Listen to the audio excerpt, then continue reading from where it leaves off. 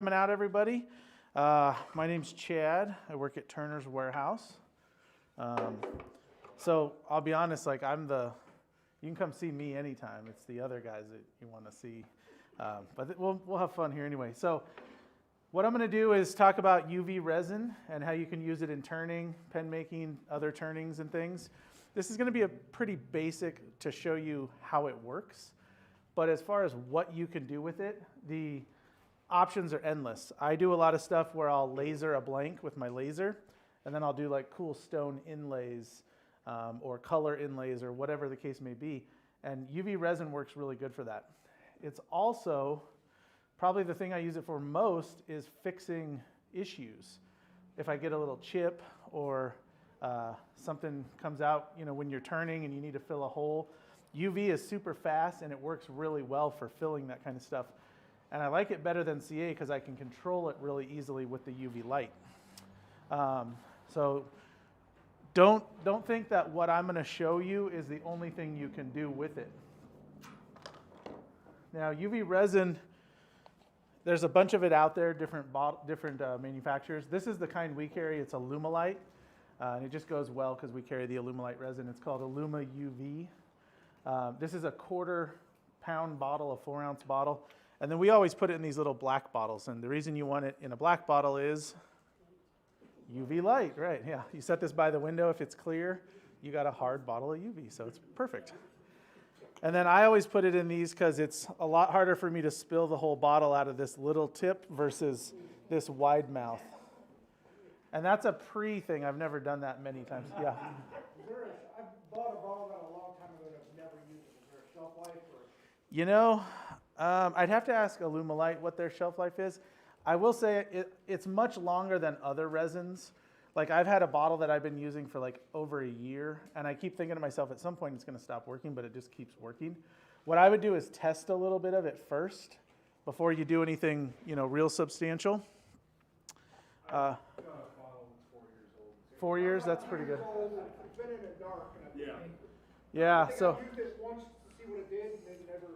So I'll show you guys kind of what's cool about this. Is you can put a drop on it, okay? I mean, you can see it's like any other glue or resin, right? And it's wet. And what's nice is you have all the time you need to work it until you cure it. So I'm going to use a UV light. Wow, it looks really... I've never put a UV light on Koa. Look how green that is. Isn't that bizarre? But this light cures it. Now, we could also set it out in the sun, and the sun is the ultimate UV curing oven. But that quick, we'll quickly, if you guys want to see, it's still a little tacky, but it's essentially hard. What's that? So you can, you know, if you're doing stone, sometimes you want to get the stones in the right places, or you want to move them around or get the colors right. If you're using CA, it'll work fine, but when it wants to set is when it sets. You don't have any control over it. So the UV gives you a lot of time to work with stuff and move it around. That's why I like it. I can work fast, I can work slow. We use it a ton in rings, so if anybody's been in the store and seen all the rings, those are all UV resin. So it's a really cool thing. So what I'm gonna, any questions? Yeah. So do you have to work that like inside a room? Because you can't work it like outside, correct?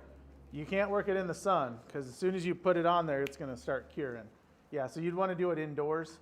Like where I have skylights, this will cure it. It'll take longer. But if I put a drop on something, it'll start to harden fairly quickly. Not right away, but. So the darker the better, theoretically. The darker the better. In the other shop, when I would work with UV under the skylight, I would just put a little piece of paper over where I was working it, and that was enough to shield the UV from it. I'm sure over time the ambient UV light would have got it. I don't know, but it worked pretty good.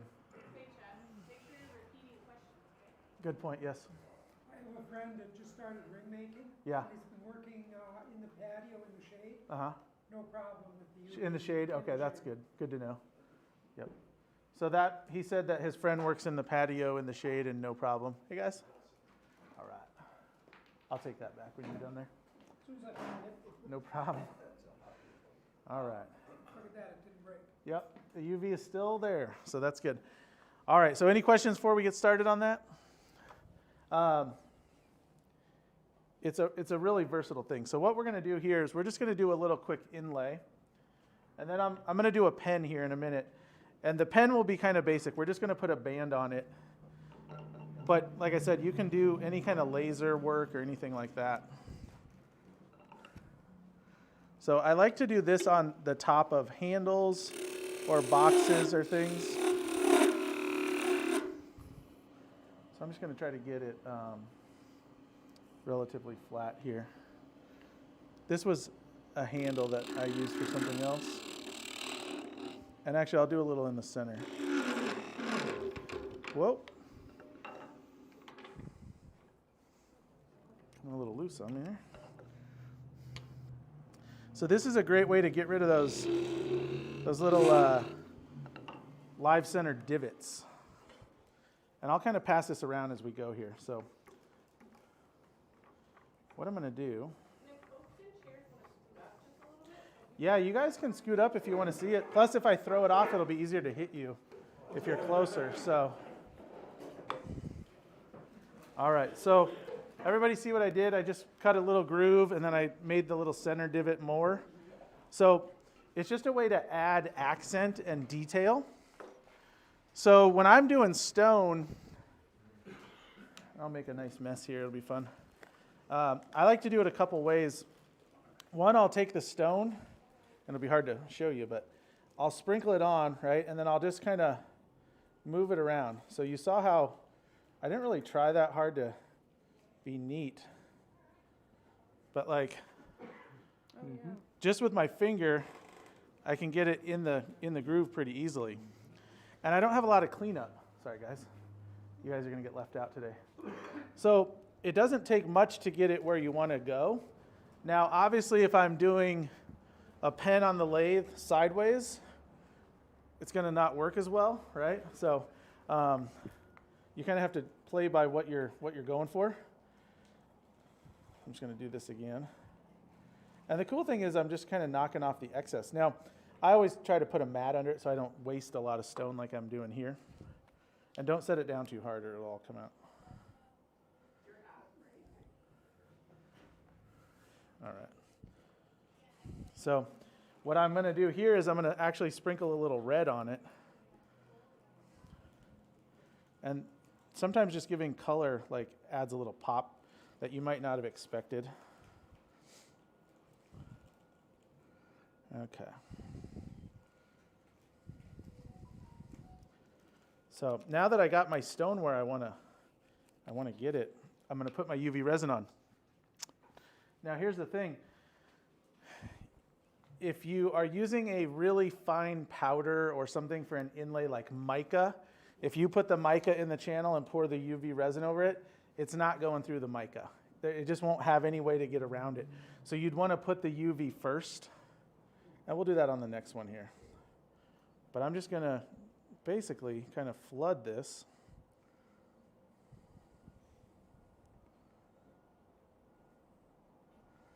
I'm probably using way too much. So I'm going to give this a sec to kind of saturate and soak in. You can see it kind of getting wet around the wood. And you see the blue and the red in there? Kind of makes it look cool, right? And I'm just tapping to like encourage it to go around the stone. Now, if I did this and I go, oh, there's a big spot with no stone, I can add stone right now because I haven't cured the resin. So it's kind of, that's the versatility of the time. And you know, I can tilt it to make it run one way or the other. And then when I cure it, it only takes maybe 10 seconds to start to cure. Now, if this wasn't for a demo, I'd probably let that soak a little longer, you know, let it get in there. And I'd probably set it out in the sun for 5 minutes. And then I know I've got, you know, perfect curing. But since we're doing a demo here, if I do it faster, there's more chance of it blowing up and everyone getting a show. So a little easier. But I'm just kind of going around here. And you can kind of smell it. It feels warm. But here you guys can touch it. It's a little tacky. But you can see it can go, it's sideways now. It's hard enough to, no, I'm just kidding. Just because she's your mom, I had to. So. What kind of stone is that? This is the man-made stone we have over in the shop. And I just put the blue turquoise with a little red in there. And I like to add little bits of red or little bits of green. It really kind of makes the color cool. So you saw how quick and easy that was. I mean, I didn't take any time. And I got a cool little feature. So, imagine if you spent some time making a design and cutting different things. You can really, really go. Hey, will you set this out in the sun, Bob? I'm going to toss it to you. Give it to that guy right there in the hat. Will you just set it? Oh, or you, the other guy with the hat. Just set it in the sun on the curb or something for me. Yeah, go ahead. Chad, repeat the questions, please. Yes, yep. Rookie, what's Nope. the difference between your UV glue and just CA glue? Yeah, so really, functionally, there's not a lot different. It's how they're applied that's different. Okay, the question was, what's the difference between UV and CA? And they both basically work the same when they're done or when they're cured, but it's all that process leading up to it. The CA cures whenever it wants, whenever the time is right, it cures. The UV I have all the time I need until I cure it with the light or put it in the sun. So it's just more working time and it's more flexible. UV is more of a thicker viscosity, so it's like using a thick CA, which I like. Thin CA tends to soak so fast it's hard to use for filling stuff. So you just would want to keep that in mind. Yep. Is there a cost difference between CA and the UV? No, so a 4-ounce UV is about 20 bucks. So if you bought 4 ounces of CA, you'd probably be in that ballpark, that kind of range. You can't use it for everything like CA. You can't glue in tubes and other stuff like that. But for the most part, it's pretty similar. You have to use the accelerator for CA glue? Well, he asked if you have to use accelerator for CA. If you do use accelerator, obviously it'll cure it right then. But especially with an inlay, you have risk of foaming and crusting. Anytime you have wood and anything else, CA likes to crust up. So if you've ever seen a turning and somebody did an inlay on a bowl and it has white crust in the inlay, they probably used CA with accelerator. It just doesn't look as clean, so it's kind of a negative there. Yeah. And then we came in a little late, so. Yep. How deep did you go in the one you just did, or how deep do you want to go? The question is, how deep can you cut and then inlay? Yeah. So really, it's just a matter of you can only go as deep as you can get the light to pass. So if I went ½ an inch deep, that's fine. But if I filled it and then put the UV, my light's never going to hit the bottom. So I might have to do 2 pours, put some UV in there, put some stone, cure it, put some more, cure it, kind of work steps out. So you could go deeper if you needed to, sure. Like just that piece, you would pens, stuff like you're doing? Oh yeah, I'd probably go an 1/8 of an inch or less. And you can do that with one? Yeah, typically with one pass, yep. Chad, excuse me, did you say the accelerator causes the crusting? Typically, yeah. So if you don't use the accelerator, less chance of? Most of the time, if you use CA with stuff without accelerator, it won't crust. Now, I'm not saying it couldn't, Okay. but yeah, accelerator is what causes the crusty because it's speeding up the process, and usually it's reacting with something, especially like this stone, it's man-made stone. It might have some colorant or something that you don't know what's in there, so it's just going to crust. Yeah. All right, so let's turn a pen tube real quick, and we'll do an inlay on that on the lathe. And then we'll grab our piece that's out in the sun. It should be good by now. All right, so this is Koa. Let's see. Hold it quicker. I haven't turned on this lathe in a year because I have the Regent.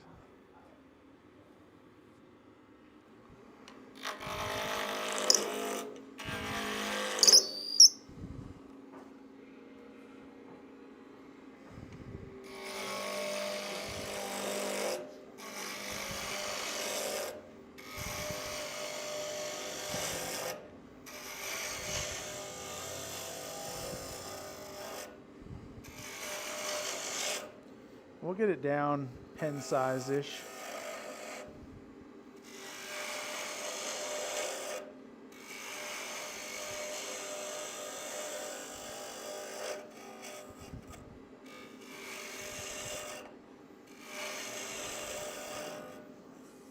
That's close. Okay, now I'm gonna kind of do a similar channel, but the difference will just be on the lathe here. So we'll do like 2 lines. Okay. So has anyone made rings or taken a ring class or anything? Okay. You made a ring? Nice. Ooh, that one looks good. It's kind of like a similar process to making a ring because you have a round thing that you're working with usually. So what I like to do is a couple of quick little things when I'm starting. Obviously, if I was going to do, I got 2 channels cut here. If I was going to do different colors, I'd tape one off. I'd cover it because usually I'm too sloppy to keep it out of the one if I'm doing the other. But I'm actually going to do both here at the same time. So I'm just putting a drop of resin in each of the channels. And then I'm going to sprinkle my stone. Using like the small fine grain or powder? Or? Yeah, this is the small grain. So I don't typically like powder unless I'm filling around something because it gets so dense. Powder will fill it into where it'll look solid, whereas the small grain and the large grain look like little stones in there. So that's just why I like it. Now I've got plenty on here, so I'm going to wipe off my massive excess. And I'm going to cure it. That is tripping me out, that green. Yeah. So I've never put a UV light on Koa, and it's green. Like, that is bizarre. Anyone ever seen that before? Okay, so I'm just curing this, and I'm not super worried. I just want to set it because what I'm doing is what I call creating the dam. So now I can rotate my piece, and I don't have to worry about my stuff I just did dripping or running down the side. Now I could try to rotate it and keep it moving and all that, but it would be very tough. But I can actually work a lot faster now because I can go probably between 1/4 and 1/2 inch. And I'm dropping the stone. And I just want to make sure it gets down in the channel because that's kind of the whole point.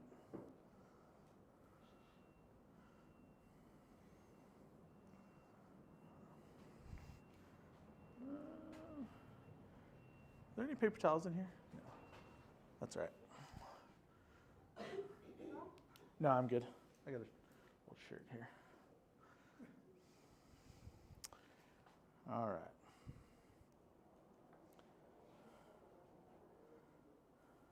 I'm going to speed this up for y'all because this isn't the cool part is seeing the end, right? So I think I've gone around this in about 3 glues or whatever you want to call it. And I would definitely take my time and make sure my channels were really, really full if I was doing this on my own. So it's a whole lot quicker than segmenting. Well, yeah, it can be. Thanks, Kurt. Everybody, that's Kurt. He had everything set up for us today. Thanks, Kurt. Huh? All right. Yeah, it's different than segmenting, but it can be quicker. It's nice, like you ever turn a bowl and it just is kind of boring. You can put a nice little turquoise ring around the top and it looks like it's, an art piece. So you can really do a lot of stuff quickly. So I've got enough for the purposes of today in here. And what I'm going to do is go over it with a little more UV. So I've cured it. My piece is in here. I'll show you all this. You can. Chad, what is the cleaning product for? The what? The cleaning, you get it on your hands, whatever. What do you just do? Normally I don't get it on my hands, so I don't know. But it pretty much wiped off. So, but you can touch it. Yeah, it's nice to wear rubber gloves, especially if you don't know if you're allergic to stuff. I'm sure. Yeah, paint thinner. That would be very good for engraving too, your pens. Yes, it's excellent for engraving. You can fill in letters, you can fill in designs. He asked if it was good for engraving. You can do the engraving like on a laser or whatever. You can do it by hand, and then you can fill it in, and it looks phenomenal. It really elevates your work to like something, you know, more than just a pen or just a wood pen if it's wood or resin. And you can do this exact same process on resin. So if you're making something and you need a little accent or you want to set it apart for some reason, or you need to add that bit of color, this is a thing you can do with any material. So I haven't tried it yet, but can you use I've got one of the 7-watt EGs. Can you use that to engrave on the acrylic blanks or engrave on the acrylic? He asked if you could use a 7-watt Niji to engrave on acrylic. I would imagine. I don't have one, but I think it would work. You might have to make a couple passes. You can? I'm not sure if it would melt it or if it would. It will melt it. That's what it's going to do. Right, I mean, But the key is you want like a crisp melt. Your engraving to be crisp rather than like melted, like sloppy melted. So that's what you would look for. Yep. Hey, would somebody grab me that piece in the sun over there? Somebody online is asking a question. Okay. Is there a way to Whenever you guys. remove UV from fingers, like fingernail polish or acetone with the I don't know the answer to that. The question was, how do you remove it from your fingers? I just wiped it off, and I really had it coated, and I don't feel like there's any on here. So maybe it's thick enough that it does wipe off. I would imagine you could use like thinner or acetone or something, but just be careful. Thanks, Bob. Oh, long arms. Anybody want to see this before we mess with it? It's good to see it. What's that? Dawn dish soap. There you go. Dawn dish soap. So it's good to see them when they're ugly because when you first make them, you kind of are like, wait a minute, this doesn't look very good, right? Because you just see the finished. So it's good to see them when they're kind of ugly. We'll hold them up here for the people at home. So what I'm going to do now, I think this is probably cured enough to turn it. So what I'm going to do is put a little coating over. And just like a ring, if you have a channel ring, I've got two sides, right, where I cut in. I want to make sure my resin is at least filled to the top of that, or even just a little bit above. So I'm going to need my magnifiers. So I'm essentially just making a bead around it. And I am just rotating it to keep it in there. And sometimes I'll try to knock any air out if there is. If you use magnifiers, you can see the air. But this is pretty easy stuff. It won't have a lot of air bubbles, and most of the time when you're squirting it out of a little bottle or something, you can actually see the air bubble come out, so you know to pop it.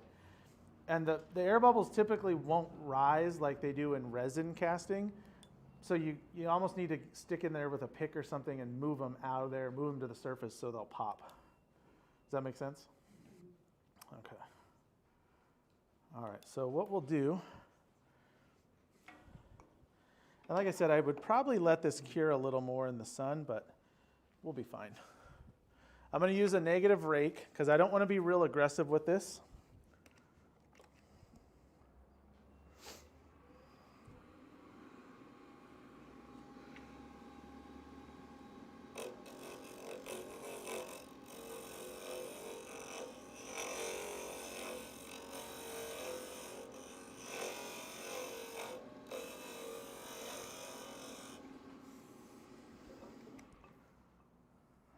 We're almost there. So we have a little void, so you guys get to see that.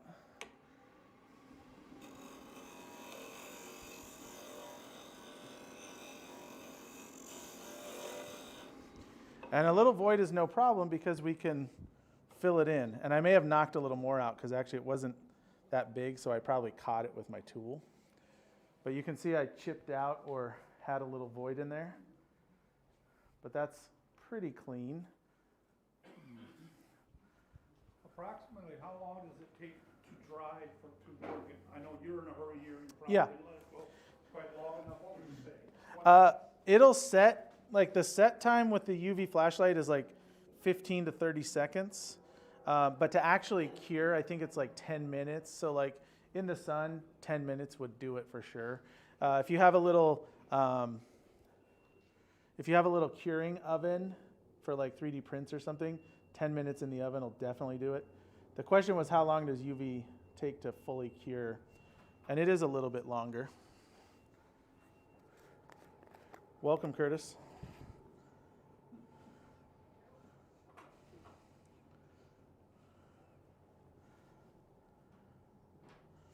So I'm just going to fill my little holes because it's... Did you mention that there's a powder, there's a medium and a coarse and different courses of this? Yeah, in the stone there's powder. The question was, what does the stone come in, basically? Well, for using pan stuff like you're Yeah. doing today, you mentioned you don't like the powder. Yeah, there's a powder, a small grain, and a large grain. And honestly, the large grain is still pretty small. So I use the biggest grain that'll fit in whatever I'm doing. So if I cut this channel and the large grains will fit in there, I'll do that first because then I get little stone looks versus just filling it with powder, which will make it just look solid. Now, if you wanted solid, that's the way to do it for sure. But that's when you put the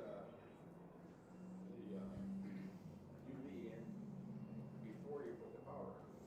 Yeah, you definitely want to mix the powder in with it and do it very thin because your light won't pass through the powder as well because it's so dense. Yeah, very correct. All right. No. The question was, can you color UV resin with mica? You'll block the light essentially. Yeah, so you'll just, I mean, I guess you could, it just wouldn't cure, which kind of wouldn't be as good. Yeah. All right, we'll see how, well, that was awful quick. How would you go? Dye? If you wanted it colored, I'd probably use something else, like CA or something. If you wanted like a thick color. For what we're doing, it's more for like the stone look and the fill look. If you just wanted a solid line, there's probably a better choice. Yeah.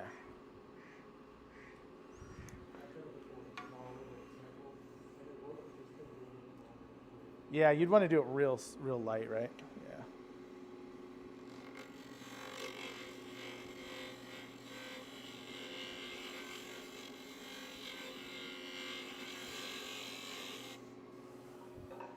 All right. So that looks pretty solid. There's some little voids that I'd probably take the time to fill, but everybody cool if we leave it like that for now? You can all take a look here. So what we're going to do is we're going to do the finishing process just to show you how it looks with this stuff. So I'm kind of stuck on my finish. I use a sanding sealer, I use Yorkshire grit, and then I use a friction finish. You could do a CA finish or whatever you prefer. This is what I like. I use the Mylans. So I'm going to I'll do half the blank so you can see the other half. So in Arizona here, we get pretty quick drying with sanding sealer. 30 seconds maybe this time of year. In the summer, it's a little faster. Let's see.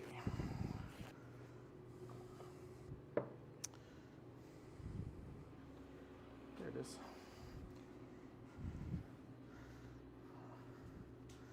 All right, so anyone use Yorkshire yet? You like it? Yeah?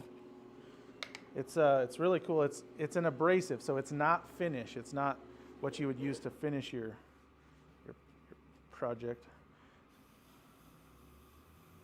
We're going to do a quick version.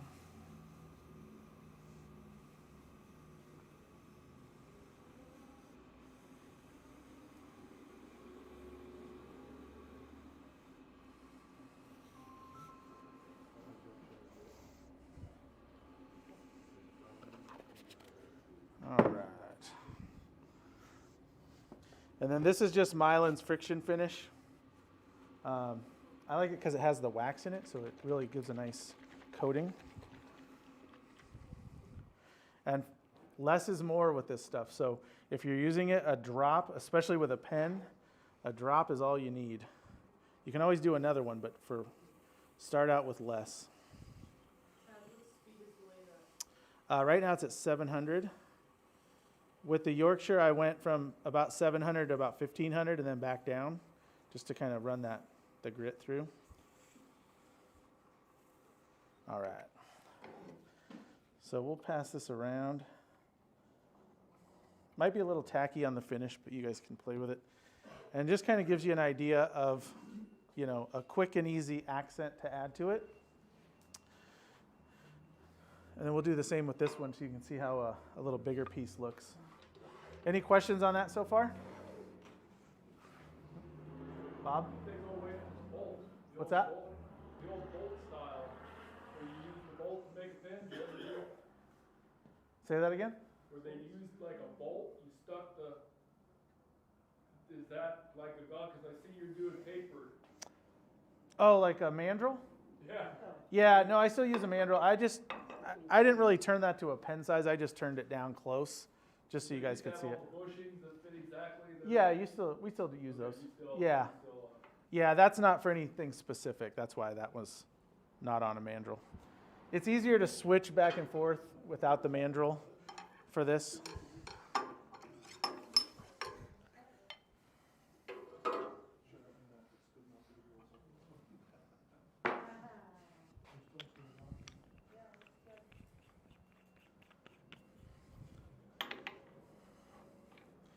So I'm just putting this handle piece back on. Oh, Amy, you wanted this handle, right? I guess you get accents now. All right, so I'm just going to see if I can carefully turn off this end without ruining it here. I just want to get it flat. I mean, I didn't even sand that, so keep that in mind. I would have normally sanded it to 240, but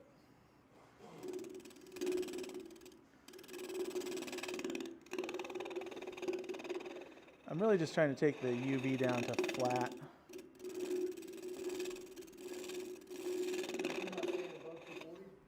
What's that? So in the old days, I would have sand. Yeah, the question was, would I sand above 240? I used to sand a 600 on anything wood, but with the Yorkshire, I only sanded 240 because that's what they recommended, and it works really well. So I'm like, why spend more time? I'm sure it wouldn't hurt, but it also is unnecessary. So.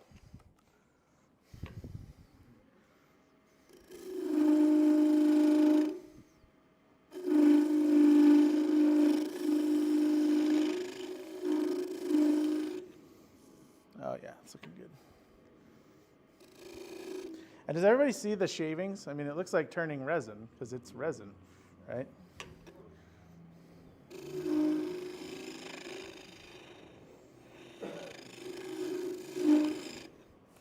Now I'd want to definitely sand that center point. Oh, I chipped it out a little bit. That's all right, we're going to roll with it for this one. Okay.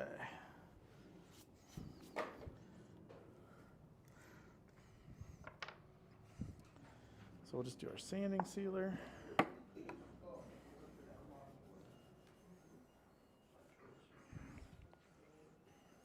So this is probably because I didn't make sure it soaked in enough and that kind of thing where it came out.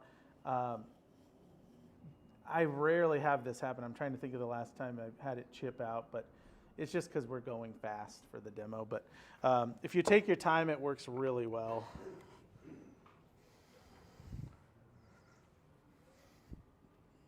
I found with the Yorkshire too, your open grain woods, you know, very smooth oak. It helped your open grain? Yeah. Andy said he found the Yorkshire helped his open grain woods. Did it fill the grain? Is that what you mean? Basically, yeah, you down to 240 Yeah. and you have to go any higher. Right. You polish right up. Thank you. Yeah, it's been a real game changer. I really like this stuff. And I didn't want to like it because I was happy with my old method. But it's a good thing, I guess. And I don't know, I've turned a lot of things with this and I I mean, I've dented it, but not bad. So it doesn't take a lot. Does the Yorkshire work good on resin as well? Yeah, there's a microfine. It's this white container, and it's made for resins and hybrids. And I just used it for the first time the other day, and I was really impressed. I actually used it on resin, and I used it on a material called jesmonite. Is that what it's called? That Bob might show later, and it worked really well. I was pretty impressed with it. All right. One for wood and then one for composite? Yeah. He said, do you need one for wood and one for resin? There is one for wood and one for resin. Could you use one for both? Probably. I haven't experimented enough to tell you, but I'm sure they both would work fine. But they are made specifically, so I'm sure one is more for grain filling and that kind of thing versus not. All right. So we'll see how this looks.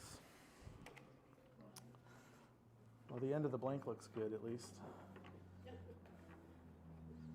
All right. Any questions on this? I think. When you're doing pens, how many or bottle stoppers, how many coats of mylan do you use? When I'm doing bottle stoppers, how many coats of Mylans? I typically do 1 or 2. If I have a video, and I show it here in the store, and we can do it at some point if you guys want. But if you do Mylans kind of slowly and carefully, the steps, it doesn't really take a lot of coats. On a pen, I might do 1 drop, and then if I really think it needs a little more, I'll do a second drop. But I work it real slow across the piece and let it heat up as I'm doing it, and it just works so well. Like I said, this piece has not been sanded, and you're going to see my turning marks in the resin on the end here, but the point is just kind of to see the UV. But the Mylans is a good finish, and it really works well for filling and giving shine at the same time. Now, it's never going to be as shiny as like a CA finish, but personally, I don't love CA finish because it feels too plasticky and like shiny. It is plastic, yeah. And it doesn't feel like wood, whereas wood, you know, you have the soft wood feel. So depends what you're going for. All right. No questions on anything? Pretty easy. A lot of options here. I mean, you can literally do so many things with this. It's kind of mind-blowing. But if you get some UV, kind of play with it a little bit.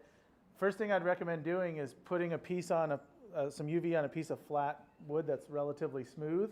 Spread it around, cure it, and sand it.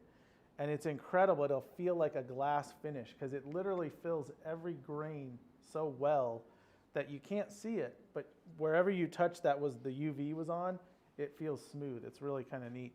So I like to have people do that when they first start with it just to see the capabilities.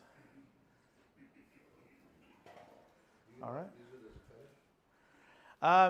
The question was, do I use it as a finish? So I don't use it as a finish on pens. However, bowls, especially like hybrid bowls or hybrid turnings, it can be a great finish because you can kind of paint it on, run your lathe real slow, paint it on, and there again, you can cure it when you're ready. So if you've got a spot you need to, get spread out, you can do that and then cure it. Zach actually uses it a ton on his hybrid stuff. Why do you not use it as a finish? Is it simply choice? You don't like the feel? Yeah, it's mostly choice because it would make it feel, Like that CA? it'd be more like CA, yeah. And honestly, I could probably get a smoother finish with CA versus UV because UV's thicker. So if I was going to do a thick finish, I'd probably do CA. But that being said, I haven't tried it, so it might work well. It is great stuff for that kind of thing. And it's kind of, Bob, are you talking about flood coating at all in your stuff? No? No. Not really? No. It's kind of like, anyone ever cast any like river table or anything and then you flood coat at the end? It's kind of like cheating, but it works so well, right? Because it's all shiny and smooth. It would work like that, essentially. Now, the trick would be getting your lathe slow enough to let it level off before you started to cure it. Thinking of applying it more like a friction finish.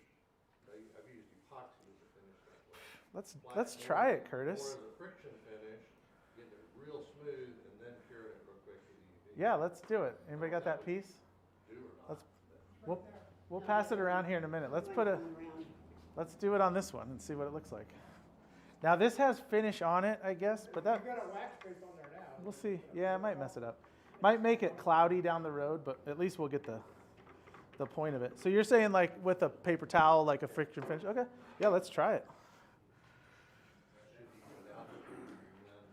So for those at home, Curtis Seebeck from Turntex, Texas.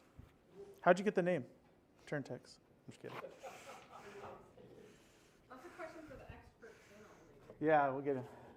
So is everybody sticking around for the expert panel? It's going to be a lot of fun because like Curtis and Jim and Zach will be on the hot seat. You can ask them anything and they have to answer or. I wouldn't ask to be part of that. That's not my contract. There was no asking. That's not my contract. All right. So I'm going to turn this down as low as it'll go. Whoop, not that low. This Laguna can go pretty slow. Well, not really. What if you use one of those cup tumblers? That would work probably well. So it's going 640, which might be a little fast, but we'll see. So I'm going to actually put a little more on this. So what we're doing is we're going to see if we can use this as like a coating. You know, I guess it would work just like if you were brushing it on because you're just spreading it around. Now the trick will be, you wouldn't want to, oh, it's soaking up quick into this paper towel. I don't think you would want to do this and cure it real quickly because I got a lot of lines from the paper towel. So I kind of want to let it, you know, do its thing for a minute. Even like right now, take a dry paper towel, Yep. wipe most of it back off. Oh. Might have the similar to your I see what you're saying. Yeah. finish. It gives you still the wood feel, but with a Let me see. I got you. I mean, look how much came off. Not that much. So maybe it soaked in more than we thought. All right, so we'll cure it. And then we'll maybe, you know, I need to, it's going so fast, it might not be getting into the grain. So what I'm going to do is hand rotate here, back it up.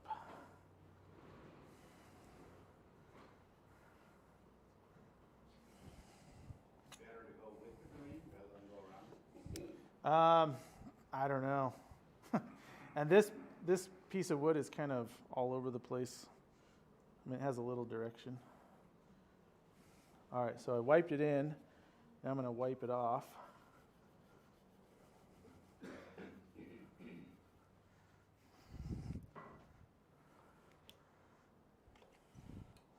I need a couple of flashlights for this one. All right, any questions while we cure? Don't ask a question like Curtis because we don't have time for that. Have you ever turned actual stone? I've turned alabaster, and it was actually a lot of fun. I had several pieces break before I got it to work, but I made a pen. It actually sold for a good high dollar, and I never made another one, so that's probably an indicator. It was a pain for sure, but it worked.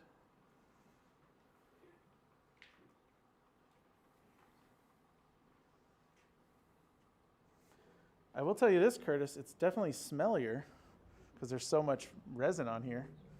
I can smell it. That's just a UV light that you've got. Yeah, this is just a UV flashlight. It's not a special UV or anything, it's just UV. Well, 450 nanometers? yeah, you have to watch that number. I think the minimum is 395. But even the ones at Home Depot, if you look at like the UV for fine-end scorpions, they say the nanometer on it so you can see what it is. The best thing to do is just test it before you put a bunch of UV on your piece. Has anybody used anything like petrified ivory? Or anything like that? Has anyone used anything like petrified ivory? Because I have some, and I'm kind of like afraid to really use it. Yeah. I've seen people use the petrified like mammoth. Yes, yeah. Even And now, I have, Forgotten I have a source where I can get quite a bit of it. people cast, there's a guy, Texas, I know, that casts pieces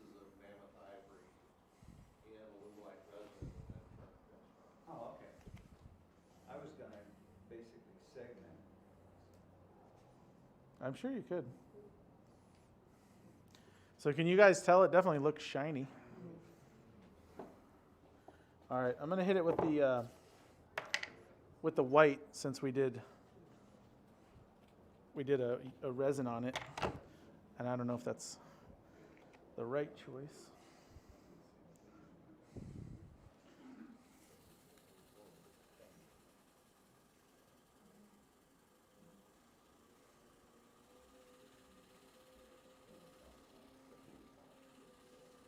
It looks like it's shining up pretty good.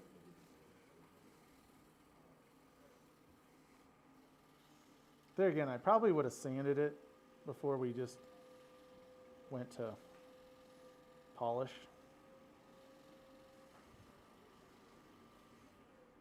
How high would you go on sanding? This I probably would have since we put resin on it, I probably would have wet sanded it with like 600. But, I mean, it worked. It feels weird. Durability check.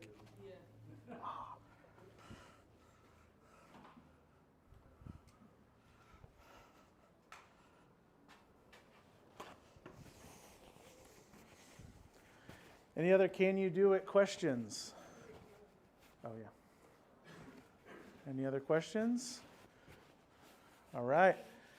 If you have any other questions, let me know now, today, tomorrow, in the future, whatever. But give it a try. Use it for a lot of different things. Don't think it's for one thing, because it's definitely not. I think I started out using it on a pen for an inlay, and then the whole ring thing kind of blew up with it. So it's just a matter of trying and seeing if it'll work. A lot of options. All right. Well, thanks everybody. We're going to set up for the next one at what time, Amy? The next demo's at 3, and it'll be here. It'll be right here again. It's going to be closed off right now for a little bit, but you can walk around the building. You can walk through the back of our other shop if you like. There's refreshments out front. There's water and soda and chips and cake and stuff up front here.